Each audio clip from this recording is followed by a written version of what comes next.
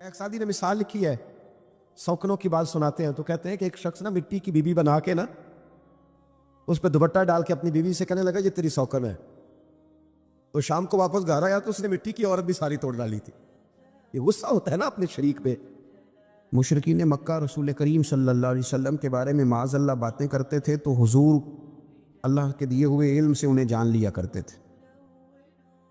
ایک دن وہ باتیں کر رہے تھے تو باتیں کرتے کرتے نا مشرکین مکہ نے عجیب بات کر دی. نادان تھے نا، جانتے نہیں تھے، عجیب بات کر دی. کہنے لگے آہستہ بولو، کہیں محمد صلی اللہ علیہ وسلم کا رب سن نہ لے. آہستہ بولو، اونچی بات نہ کرو، کہیں مصطفیٰ کریم علیہ السلام کا خدا سن نہ لے. تو اللہ نے آیت نازل کر دی، فرمایا نادانو وَأَسِرُّوا قَوْلَكُمْ ابھی جہارو بھی. آہستہ بولو یا اونچا بولو. اور شارحین نے مفسرین نے لکھا ہے نہ بھی بولو، آہستہ بولو یا اونچا بولو یا بے شک تم کوئی بات زبان سے ادا نہ بھی کرو. اِنَّهُ عَلِيمٌ بِذَاتِ الصُّدُورِ، رب تو تمہارے دلوں کے حال جاننے والا ہے. اسے تو پتہ ہے تم نے سینے میں کیا چھپایا ہے، حسد چھپایا ہے کہ رشک چھپایا ہے، عداوت چھپائی ہے کہ محبت چھپائی ہے. اسے تو پتہ ہے، اسے خبر ہے، اس لیے کہ وہ نظر ہی تمہارے دل پہ رکھتا ہے. اسے پتہ ہے تمہارے اندر کیا ہے. ہم لوگوں نے نا اپنی سارے معاملات دنیا داروں سے، لوگوں سے، یاروں سے، دوستوں سے وابستہ کر لیے. ہمیں تعریف بھی بندوں سے چاہیے، ہمیں اچھے ہونے کا جو ڈگری ہے وہ بھی بندوں سے چاہیے. ہم بندے بڑے نیک ہیں، یہ بھی لوگ کہیں تو پھر ہم مطمئن ہیں. ہم صحیح راستے پہ چل رہے ہیں، یہ سند بھی بندوں سے چاہیے. ہر بات پر اعتماد خلق، ہر وقت لوگوں پر ہی دھیان، لوگوں پر ہی توجہ، لوگوں کے معاملات ہی ڈسکس کرنا. بھئی یہ تو تیرے ذمہ ہی نہیں. تجھے تو کہا گیا ہے کہ وَمَن يَتَوَکَّلْ عَلَى اللَّهِ، تو اپنے رب کی ذات پر بھروسہ کر. فَهُوَ حَسْبُ، وہ تیرے لیے دنیا میں بھی کافی ہو جائے گا، آخرت میں بھی کافی ہو جائے گا. وہ تیرے لیے کافی ہے تیرا رب رسول. تو اللہ رسول کی جانب توجہ کر.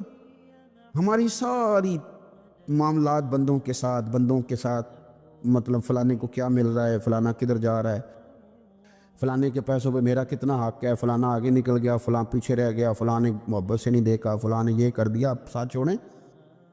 یہ تو ہر وقت تو ذکر آپ کو اللہ کا کرنا تھا. یا ایھا الذین آمنوا اذکروا اللہ ذکرا کثیرا وسبحوہ بکرۃ واسیلا. یہ جو آپ ہر وقت بندے کر رہے ہیں یہ تو آپ کو حکم ہی نہیں ہے. آپ نے تو ہر وقت اللہ اللہ کرنی تھی. تو جو کام کرنے کا تھا وہ چھوڑ دیا، جو نہیں کرنا چاہیے تھا اس پہ بحث شروع کر دی. پھر دل کے اندر مد و جزر خراب ہوتے ہیں، قلبی واردات بگڑ جاتی ہیں، حسد پیدا ہوتا ہے، انسان کو لالچ پیدا ہوتا ہے، انسان حریص ہو جاتا ہے، انسان لوگوں سے عداوتیں پال لیتا ہے. کبھی ایسا کام نہ کرے. شہد بڑا میٹھا ہوتا ہے. عرب کے اندر ایک درخت پایا جاتا تھا، ایلوا اس کو کہتے تھے. اس طرح ہمارے ہاں نیم نہیں ہوتی، کڑوا ترین اس کا ذائقہ ہوتا ہے. اور آپ کچھ دیر اس کو پانی میں ڈال دیں تو پانی بھی سارا کڑوا ہو جاتا ہے، چونکہ اس کے خمیر میں رب کریم نے کڑواہٹ رکھی ہے. اور حکمت ہے، اس کڑواہٹ کا بھی اپنی جگہ فائدہ ہے. لیکن حضور سید عالم صلی اللہ علیہ وسلم نے ایک مثال بیان فرمائی اور وہ بڑی سمجھنے کی ہے. حضور مثالیں دیتے تھے تو کمال ہو جاتی تھی. بڑے سے بڑا ان پڑھ بندہ بھی اس کی روح تک بات اتر جاتی تھی. کریم محبوب علیہ السلام فرمانے لگے کہ اگر ایلوا درخت کے کچھ ٹکڑے شہد میں ڈال دیے جائیں نا تو شہد سے زیادہ میٹھی چیز کوئی نہیں ہوتی. تو حضور فرماتے ہیں کہ وہ ایلوا کا درخت جو ہے وہ شہد کو بھی بگاڑ دیتا ہے، اس میں کرواہٹ پیدا کر دیتا ہے. حالانکہ وہ بڑا میٹھا تھا، اپنی جگہ اس کی مٹھاس میں کوئی کسی قسم کی کمی نہیں تھی، لیکن وہ ایلوا کے درخت نے اسے بگاڑ دیا. اللہ کے محبوب فرماتے ہیں جس طرح ایلوا کا درخت شہد کو تباہ کر دیتا ہے نا، اس طرح حسد آدمی کے ایمان کو تباہ کر دیتا ہے. ایمان بڑی میٹھی چیز ہے، بڑی حسین چیز ہے، لیکن جب حسد آ گیا نا، حسد ہے کیا؟ حسد بندوں سے نہیں ہوتا، یہ سمجھ لیں. حسد کا مطلب، حسد کی لغوی تعریف یہ ہے کہ یہ سمجھ لینا کہ یا اللہ اسے نہیں دینا چاہیے تھا، مجھے دینا چاہیے. یہ تعریف ہے. تو حسد ہوتا کس سے ہے؟ حسد دراصل بندے پہ نہیں کیا جاتا، حسد کا معنی یہ ہے کہ آپ اللہ کی تقسیم پر اعتراض کر رہے ہیں. آپ کا کہنا یہ ہے کہ یا اللہ یہ تقسیم ٹھیک نہیں ہوئی، معاذ اللہ یہ ادھر چلا گیا، یہ تو ادھر آنے والی چیز تھی. تو یہ آپ نے ڈائریکٹ جو مقابلہ شروع کیا معاذ اللہ، یہ تو آپ نے اللہ کی تقسیم کے ساتھ شروع کر دی.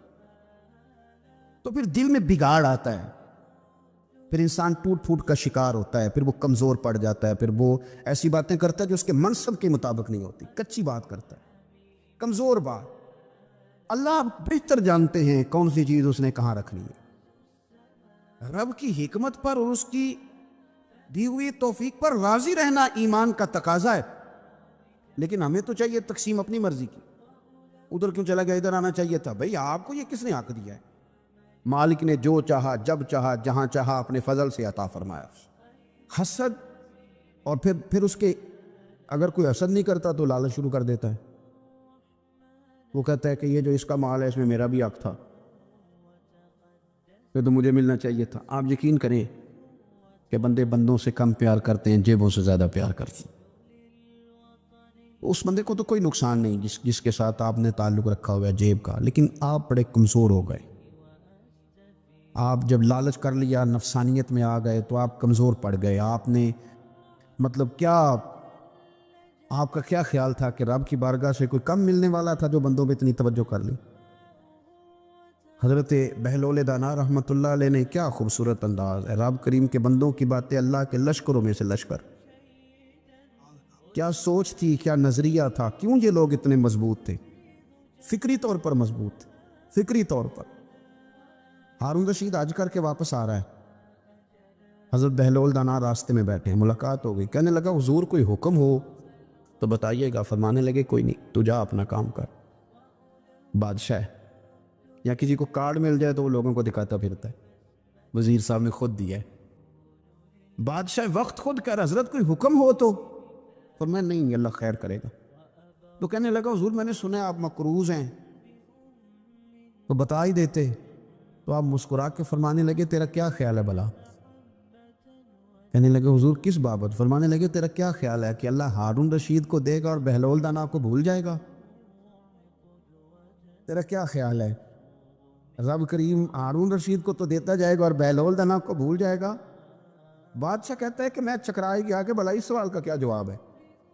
تو میں نے کہا حضور رب تو بھولنے سے پاک ہے، وہ تو کسی کو نہیں بھولتا، اسے نہ اونگ آتی ہے نہ نیند آتی ہے. تو فرمانے لگے جا پھر اپنا کام کر، جب مناسب سمجھے گا تو بہلول کو بھی قرضے سے نجات عطا کاری دے گا.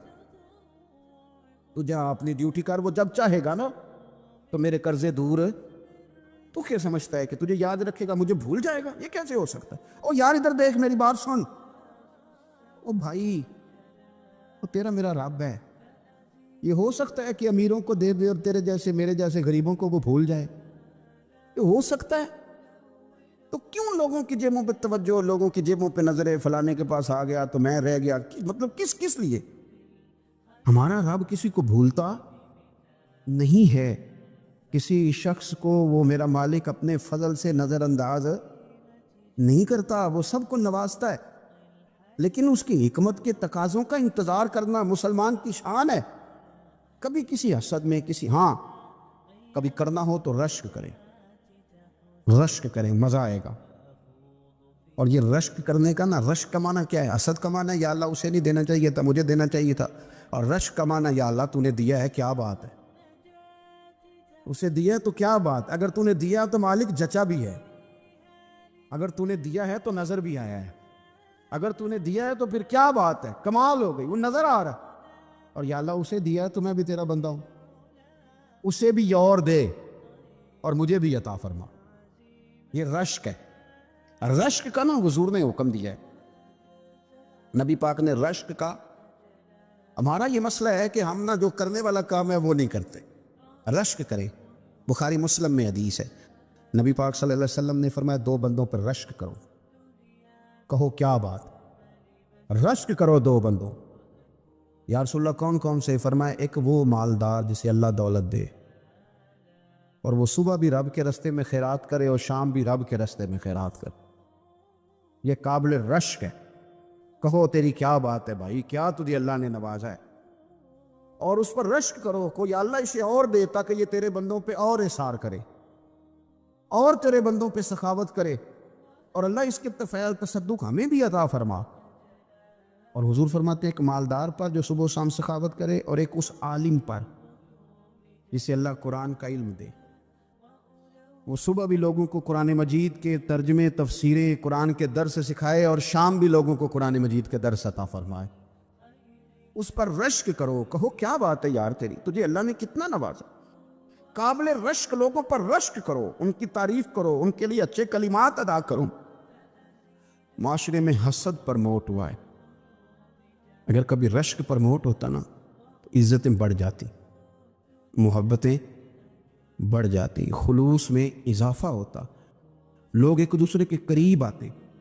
ہم نے کسی فضیلت والے کی فضیلت کو تسلیم کرنے سے انکار کر دیا، ہم نے کسی بڑائی والے کی بڑائی کو تسلیم کرنے سے انکار کر دیا، ہم نے حسد کیا، ہم نے لالچ کیا، ہم حریص ہوئے۔ اس کا نقصان یہ ہوا کہ لوگ ایک دوسرے کے پاس رہتے ہوئے پاس نہیں رہتے، ایک دوسرے کے ساتھ وقت گزار رہے ہوتے ہیں لیکن ان کے بارے میں رویے ان کے سخت ہوتے ہیں، لب و لہجہ تلخ ہوتا ہے۔ جب وہ کسی کے بارے میں بے لاگ تبصرہ پوچھا جائے تو غلط باتیں کرتے۔ رشک کریں، دیکھیں نا حضرت ابو بکر صدیق رضی اللہ، حضرت عمر فاروق رضی اللہ، ساری زندگی دوڑ لگی رہی۔ حضرت عمر کہتے ہیں میں نے ساری زندگی دوڑ لگائی ہے کہ ابو بکر سے آگے گزر جائے، لیکن یہ دوڑ حسد والی نہیں، یہ رشک والی۔ فرماتے میرا دل کرتا تھا کہ میں نیکیوں میں ابو بکر سے آگے گزرتا ہوں، حضور کے عشق میں ابو بکر سے آگے گزر جاؤں، نبی پاک علیہ السلام کی اولاد کی محبت میں ابو بکر سے آگے گزر جاؤں، میں نہ خیر کے کاموں میں آگے گزروں۔ کہتے میرا ساری زندگی رشک کا رشتہ رہا۔ یہ رشتہ شاندار ہے، اس پر عمل کریں، اس پر توجہ کریں، بجائے اس کے کہ یہ کہنا کہ استاد جی کا فلانے سے زیادہ پیار ہے۔ پیار کی وجوہات تلاش کر، مرشد فلانے پہ نظر رکھتے ہیں تو میرے بھائی وہ نوٹوں کی وجہ سے نظر نہیں رکھتے، تو وجہ تو تلاش کرنا، وجہ کیا ہے؟ تو اپنے آپ کو اس طرح کا بنا، تو اس طرح کی کیفیات پیدا کر اپنے اندر۔ ہم کیا کرتے ہیں کہ رشک کرنے کی بجائے حسد کرتے ہیں۔ حسد نہیں کریں، اپنے آپ کو سنواریں، وہ رشک کی وجہ سے آپ سنوار سکتے ہیں۔ نبی پاک علیہ السلام کی پیاری زوجہ ام المومنین سیدہ عائشہ صدیقہ، بڑی شان ہے اس خاتون، بڑی عظمت ہے ان راہوں کے صدقے جن رستوں سے سیدہ پاک کی سواریاں گزرا کرتی ہیں۔ کیا درجہ اللہ نے دیا ہے سیدہ عائشہ صدیقہ کو۔ کہتی ہیں حضور کا وصال میری گود میں ہوا ہے، اور مولا علی شیر خدا فرماتے ہیں میں نے حضور کو سب سے زیادہ عائشہ صدیقہ سے پیار کرتے ہوئے دیکھا ہے، اور عائشہ صدیقہ رضی اللہ تعالیٰ عنہ فرماتی ہیں میں نے حضور کو سب سے زیادہ فاطمہ الزہرا سے پیار کرتے تھے۔ یہ الگ ماحول ہے ان کا آپس میں۔ تو حضرت عائشہ صدیقہ اتنا بڑا مقام، لیکن وہ فرماتی ہیں میں نے ساری زندگی سیدہ خدیجہ الکبریٰ پہ رشک کیا۔ میں نے کہا کیا بات تھی اس خاتون کی جو وصال کر گئیں، لیکن شاید کو دن خالی جاتا ہو کہ مدینے والے ان کی وفاؤں کا ذکر نہ کریں، شاید کوئی خالی دن جاتا۔ کہتی ہے میں نے اتنا قابل رشک ماحول نہیں دیکھا۔ ایک دن حضور گھر میں گوشت لائے اور مجھ سے فرمایا عائشہ گوشت پکاؤ، تو میں اسے صاف کرنے لگی تو حضور فرمانے لگے شوربہ ذرا زیادہ کرنا۔ میں نے اس کی حضور کیا کچھ مہمان آئیں گے گھر میں؟ تو فرمایا نہیں عائشہ، مدینہ منورہ میں نا مجھے پتہ چلا ہے خدیجہ الکبریٰ کی کچھ سہیلیاں آئی ہیں، تو شوربہ بنا، میں انہیں پہنچاؤں گا، خدیجہ کی سہیلیوں کو شوربہ زیادہ پکا ذرا۔ حضرت عائشہ صدیقہ کہتی ہے میں نے بڑے نرم لب و لہجے میں، بڑی بنا سوار کے، مسجع مکفّر چن کے جملے بات کی۔ میں نے عرض کی حضور سنا ہے وہ آپ سے 15 سال عمر میں بڑی تھی، نکاح بھی پہلے ہو چکا تھا، اور بتاتے ہیں لوگ کہ بظاہر کوئی حسن و جمال بھی اس ماحول کا نہیں تھا۔ حضور اللہ نے آپ کو جوان اور خوبصورت بیویاں دی ہیں، پر میں جب بھی سنتی ہوں جناب خدیجہ کا ذکر ہی سنتی ہوں۔ میں نے رشک کے انداز میں کہا، کہتی میں بات کیا کہ خاموش ہو گئی، اور جب میں نے نظر اٹھا کے دیکھا تو حضور کی آنکھوں میں آنسو۔ نبی پاک صلی اللہ علیہ وسلم کا یہ انداز دیکھا تو میں نے کہا حضور میں رب رسول کی بارگاہ میں توبہ کرتے، اب تو رو دیے۔ تو حضور فرمانے لگے عائشہ یہاں جو بھی آیا ہے نا وہ سکھوں اور آسانیوں کے دنوں میں آیا، اور خدیجہ میری ان دنوں کی ساتھی تھی جو میرے تکلیف کے دن تھے، میری آزمائشوں کی، میری پریشانیوں کی میری ساتھی تھی۔ جب لوگ مجھے تکلیف دیتے تھے، میں گھر جاتا تھا تو مجھے کہتی تھی حضور آپ تو صلہ رحمی کرتے ہیں، غریبوں کا بوجھ اٹھاتے ہیں، آپ تو لوگوں کے ساتھ محبت سے پیش آتے ہیں، حضور آپ پریشان نہ ہو، آپ کا رب آپ کو ہمیشہ عزت ہی عطا فرمائے گا۔ فرمایا وہ میری تکلیفوں کی اسے کیسے؟ میرے بھائی رشک کیا لوگوں نے ایک دوسرے پر، حسد نہیں کیا۔ ہم تو نہ جی اپنی مرضی کے فیصلے کرتے کرتے پیچھے رہ گئے۔ اس سال میرے گاؤں کے میلے کی بھیڑ میں جو گم ہوا وہ ایک بھکارن کا لال تھا۔ اس غریب کو تلاش تھی متاع خلوص کی، اور مخلوق چپ رہی کہ یہ مشکل سوال تھا۔ یار کوئی شخص ایسا بچا ہی نہیں جس سے لوگ امید کریں، توقع کریں کہ مجھے یہ اپنا کندھا دے گا، میں سر رکھ کے رو لوں گا۔ کوئی ایک ایسا شخص ملا ہی نہیں جس کے بارے میں لوگ کہیں کہ بڑا مخلص ہے یار۔ اتنی بڑی میرے محبوب کی امت، ہر حکومت غلط، ہر شخص غلط، ہر بندہ برا، ہر جماعت بری، اللہ کی رضا کے لیے کچھ لوگوں کے لیے فروغ محبت کا بھی فریضہ سر انجام دے۔ کیسے لوگوں کو یہ بات سمجھائی جائے؟ حضرت ابو ادریس خولانی رضی اللہ تعالیٰ عنہ تابعی ہیں۔ حافظ منذری نے ترغیب و ترہیب میں لکھا ہے، فرماتے ہیں کہ حضرت ابو ادریس خولانی کہ میں دمشق کی جامع مسجد میں گیا تو میں نے ایک چمکدار چہرے والا، سیاہ داڑھی والا، چمکتے دانتوں والا خوبصورت نوجوان نبی پاک کی حدیثیں بیان کرتا دیکھا۔ اس کے چاروں جانب حضور کے غلام بیٹھے تھے۔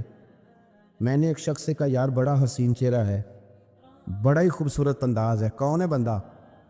انہوں نے کہا آپ نہیں جانتے، یہ صحابی رسول حضرت معاذ ابن جبل ہے رضی اللہ تعالی عنہ۔ حضرت معاذ ابن جبل کا انتقال بھی کچھ 40 سال کی عمر سے پہلے ہو گیا تھا، لیکن ان پر حضور کا اعتماد اتنا تھا کہ حضور نے اپنی حیات ظاہرہ میں گورنر بنایا انہیں صوبے۔ چمکدار دانت، حدیثیں بیان کر رہے ہیں۔ حضرت ابو ادریس خولانی رضی اللہ تعالیٰ عنہ کہتے ہیں رش بڑا تھا۔ میرے دل میں خواہش ہوئی کہ آج تو لوگ زیادہ ہیں، کل آؤں گا، ملاقات کروں گا۔ کہتے ہیں اگلے دن میں اپنی طرف سے سب سے پہلے گیا، پر حضرت معاذ ابن جبل تو مجھ سے پہلے مسجد میں موجود تھے اور وہ نفل پڑھ رہے تھے، اللہ اللہ کر رہے تھے۔ تو میں نے ان کے ساتھ سلام لی، فرمانے لگے کیسے آئے ہو؟ تو میں نے کہا حضور کل آپ کو دیکھا ہے، آپ کی باتیں سنی ہیں، تو گویا آپ کا تو چہرہ ساری رات میری آنکھوں کے سامنے رہا، تو میں تو سویرے زیارت کی غرض سے حاضر ہوا ہوں۔ اللہ کی رضا کے لیے مجھے آپ اچھے لگیں، اللہ کی رضا کے لیے۔ کوئی بندہ ایسا بھی تو ہو نا، کوئی غریب، کوئی مسکین، کوئی عالم، کوئی صوفی، کوئی درویش، کوئی ذاتی تعلق نہ ہو، تعلق کیا ہو؟ اللہ کے لیے۔ آپ مجھے اچھے لگیں۔ حضرت سیدنا معاذ ابن جبل فرمانے لگے واقعی ایسا ہی ہے؟ عرض کی حضور بالکل ایسا ہی ہے۔ تو فرماتے میں نے چادر لی ہوئی تھی، حضرت معاذ ابن جبل نے میری چادر کو پکڑ کے کھینچا، فرمایا پکی بات کر یار۔ میں نے کہا حضور پکی کر رہا ہوں۔ تو فرمانے لگے سن، پھر میں نے نبی کریم سے سنا ہے، رسول کریم علیہ السلام نے فرمایا جو دو بندے رب کی رضا کے لیے پیار کرتے آپس میں، اللہ ان دونوں سے محبت فرماتا ہے۔ سن پھر اس کو یاد رکھنا، اللہ ان دونوں سے محبت کرتا ہے۔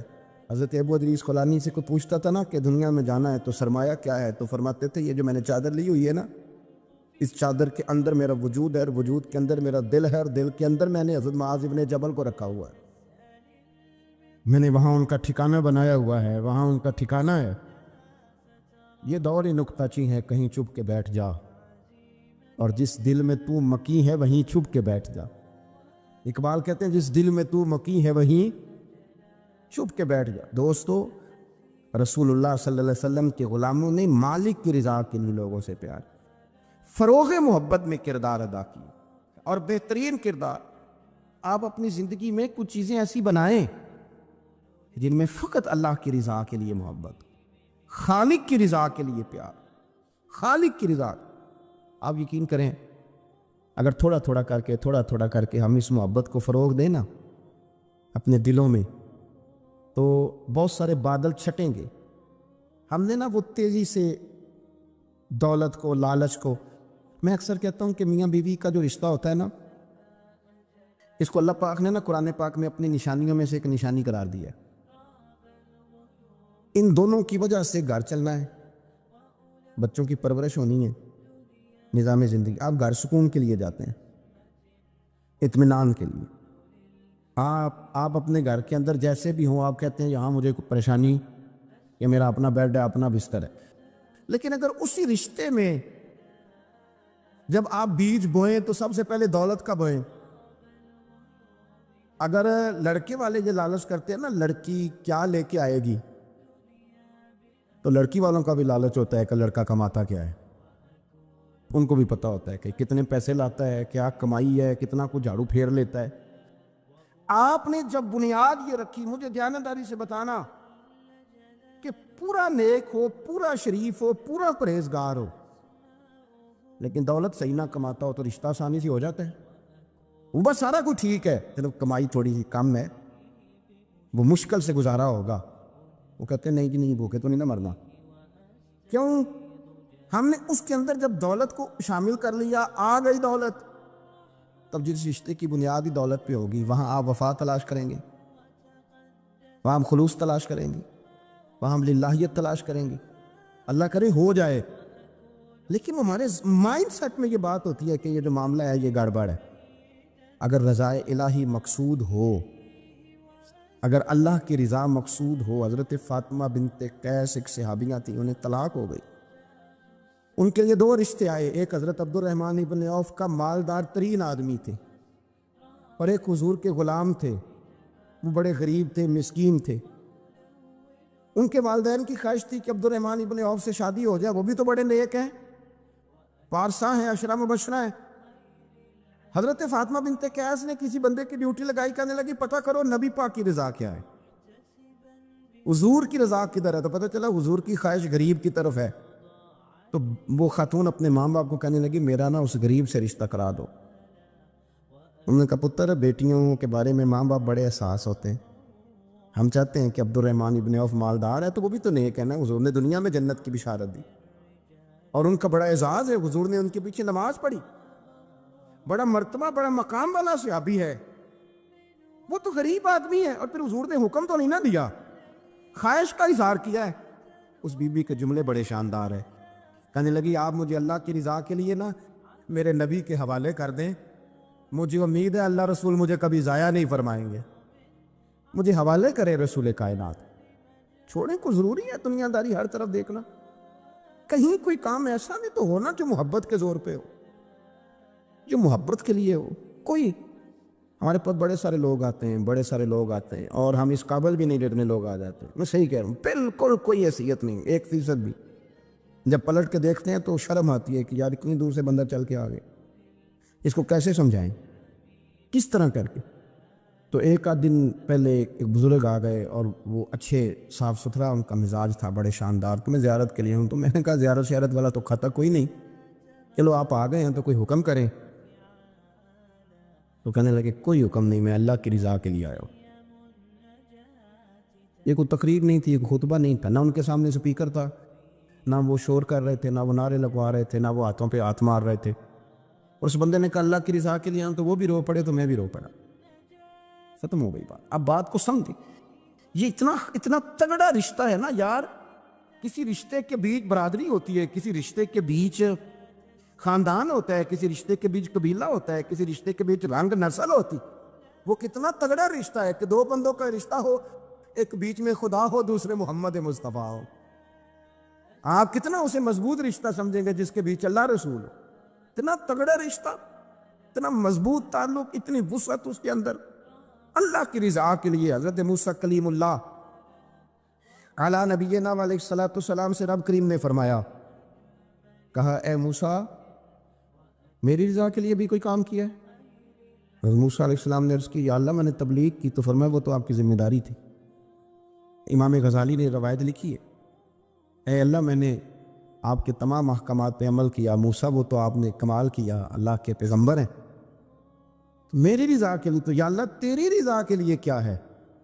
تو رب کریم نے فرمایا کسی بندے سے صرف اس لیے پیار کیا ہے کہ وہ اللہ کا بندہ ہے، فقط اس لیے پیار کیا ہو کہ وہ اللہ کا بندہ ہے، فقط اس لیے۔ میرے عزیز آپ بات کو سمجھیں، زندگی میں فروغ محبت پر کچھ کام کریں، کچھ تھوڑا سا کوشش کریں گرد جھاڑنے کی، کچھ گرد جھاڑنے کی ہم نے نا ایک سٹیٹس بنا لیا ہے۔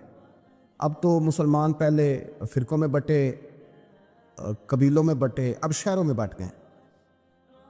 آپ کبھی گجرانوالا کے لوگوں سے پوچھو نا گجرات تو کہنا ہو گجرات والے تو اللہ بچائے، کہتے ہیں کہ نہیں؟ گجرات کے لوگوں سے پوچھے گجرانوالا تو کہتے ہیں تو کھاندے ہی بڑا نہیں، کس کی بات کر رہے ہیں؟ تو گجرانوالا والوں سے پوچھیں لاہور والے کہتے توبہ لاہوریا جی۔ صحیح کون ہے؟ کوئی بھی نہیں۔ کیوں؟ اس لیے کہ ہم نے ہر شہر کے لیے کہاوت بنا لی ہے۔ میں صحیح کہہ رہا ہوں، ہر قبیلے کے لیے کوئی نہ کوئی، یہ ہم نے ظلم کیا اپنی جان، یہ ہم نے زیادتی کی، کہانیاں بن گئی، کہاوتیں بن گئی، شہروں کے لیے، علاقوں کے لیے، قبیلوں کے لیے۔ مقصود کیا تھا؟ کسی طریقے سے نفرت پروان چڑھے۔ کھانا ہے نا، کھانا تو آپ جو کھانا کھاتے ہیں وہ اپنے ذائقے کے مطابق کھاتے ہیں۔ سندھ کے لوگ جو کھانا کھاتے ہیں وہ اپنے، آپ کا کوئی حق نہیں آپ ان کے کھانے پر تنقید کریں، اس لیے کہ ان کا ذائقہ وہ ہے، اور ان کا بھی کوئی حق نہیں وہ آپ کے کھانے پر تنقید کریں اس لیے کہ آپ کا ذائقہ۔ لیکن طنز کرتے ہیں، جو بات سمجھانا چاہتا ہوں وہ یہ ہے کہ ہم طنز کرتے ہیں، تنقید کرتے ہیں۔ تضحیک آمیز لہجہ ہمارا ہوتا ہے، اس لہجے کے اندر کمزوری ہوتی ہے، اس کے اندر اس طرح کی بناوٹ ہوتی ہے کہ محسوس ہوتا ہے کہ ہم سامنے والے کو بڑا نفرت کی نظر سے دیکھتے ہیں۔ یہ رویہ کبھی اختیار نہ کریں، اپنی زندگی میں کوشش کریں خلوص کے ساتھ، للہیت کے ساتھ۔ میرے نبی پاک علیہ السلام نے صحابہ سے پوچھا تھا بتاؤ دین کی مضبوط گرہ کون سی ہے؟ مضبوط گرہ دین کی۔ تو ایک صحابی نے کہا یا رسول اللہ نماز، پانچوں وقت مسلمان جمع ہوتے ہیں، ایک دوسرے کا حال احوال پوچھتے ہیں، تو اس گرہ میں مسلمان بندے رہتے ہیں۔ حضور نے فرمایا تم نے بات ٹھیک کی پر میری مراد کو نہیں پہنچے۔ ایک صحابی نے عرض کی یا رسول اللہ صلی اللہ علیہ وسلم زکوٰۃ، امیر غریب کو زکوٰۃ دیتا ہے تو دونوں کا رشتہ مضبوط ہو جاتا ہے، تو یہ بہت بڑی گرہ ہے۔ تو حضور نے فرمایا بات تمہاری ٹھیک ہے پر تم میری مراد کو نہیں پہنچے۔ تو تیسرے نے عرض کی حضور حج، مختلف رنگوں کے، قبیلوں کے، نسلوں کے، علاقوں کے لوگ آتے ہیں، ایک ہی لباس پہنتے ہیں، ایک ہی بولی بولتے ہیں، لبیک اللہم لب، تو یہ بہت بڑی مضبوط گرہ ہے۔ نبی پاک صلی اللہ علیہ وسلم نے فرمایا بات تمہاری ٹھیک ہے پر تم میری مراد کو نہیں پہنچے۔ تو صحابہ نے عرض کی حضور پھر آپ ہی بتا دیں کہ اسلام کی مضبوط گرہ کون سی ہے جس میں مسلمان جڑ جائیں گے؟ نبی پاک نے فرمایا مضبوط گرہ محبت ہے، اللہ کی رضا کے لیے پیار کرو، لوگوں سے پیار کرو۔ کوئی بندہ پھر تمہیں تلخ بھی ملے گا نا تو تم چونکہ اس کے لیے نہیں کر رہے، اللہ کے لیے کر رہے، تو پھر تمہارے لیے سہنا بھی آسان ہو جائے گا، دیکھنا اور پرکھنا بھی آسان ہو جائے گا۔ رضائے الہی کی خاطر لوگوں کا پیار بخاری مسلم میں ہے، نبی پاک علیہ السلام نے فرمایا ایک شخص اپنی بستی سے چلا لمبے سفر پہ دوسری بستی جانے کے لیے، تو رستے میں فرشتہ ملا انسانی شکل میں۔ اس نے پوچھا کہاں جا رہے ہو؟ اس نے کہا اپنے بھائی سے ملنے جا رہا ہوں۔ فرشتہ پوچھنے لگا اس کا کوئی احسان ہے تمہارے اوپر، کوئی لین دین ہے؟ اس نے کہا نہیں۔ تو کہا پھر کیوں اتنا لمبا سفر کر رہے ہو؟ تو کہنے لگا یار میں اللہ کی رضا کے لیے اس سے پیار کرتا، اللہ کی رضا کے لیے، تو اس لیے جا رہا ہوں۔ تو سنیں یہ بخاری مسلم کے لفظ ہیں، حضور فرماتے ہیں وہ فرشتہ کہنے لگا سن پھر میں انسان نہیں میں فرشتہ ہوں، اور مجھے رب کریم نے بھیجا ہے یہ کہنے کے لیے کہ اگر تم دونوں اللہ کی رضا کے لیے ایک دوسرے سے پیار کرتے ہو تو اللہ تم دونوں سے پیار فرماتا ہے۔